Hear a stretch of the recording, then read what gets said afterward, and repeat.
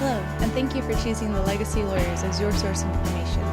We know this might be a difficult time you are going through, but we are here to educate you and help you through the process. Please stay tuned for our question and answer portion.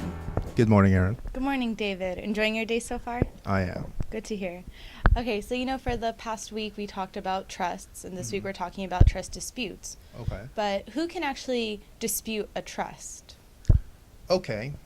There are different types of trust disputes. So who can dispute a trust in the context of a trust contest is someone who was named as beneficiary of the trust or an heir, that is, someone of blood relations or were adopted that would otherwise be entitled to participate in the probate proceeding. So someone who bears significant enough relationship to the person who passed, or someone who is named in the trust instrument, is an interested party that would be able to dispute a trust document.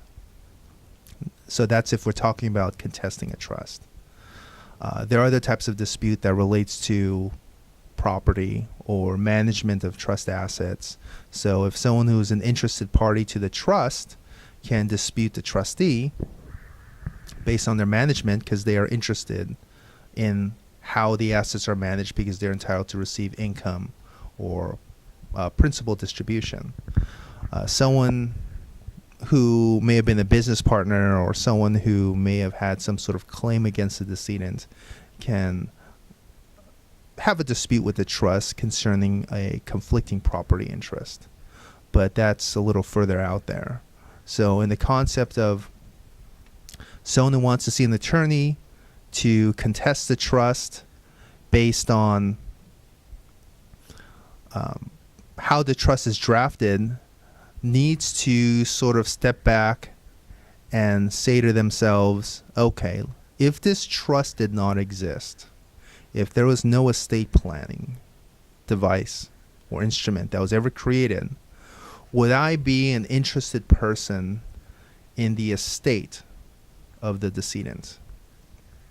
So let's just say my great-great-grandmother just passed away, and my grandparents are alive, my parents are alive, so I would, in a probate estate, only be entitled to take based on a scenario in which my grandparents and my parents were no longer living, so the proceeds would pass through to me, then I would be an interested person. If they're still alive and I don't have any interest in the probate proceeding, then I would definitely want to talk to the attorney regarding my relationship before taking certain types of action.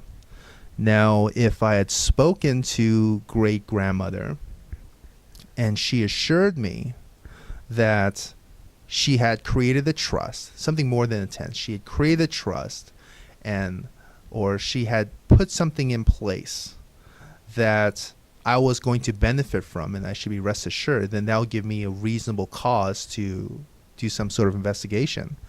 Maybe I would be able to compel a copy of the trust and see that it's version 5 of the trust, and I would say, well, based on my understanding, somewhere between versions 1 through 4 I was a beneficiary, then I would initiate an action. But that is less clear. So you want to look at your relationship as you would stand as a beneficiary of a probate estate. Okay, thank you very much. You're welcome. And if you guys have any additional questions, feel free to email us at smm@thelegacylawyers.com. Have a great day. Thank you.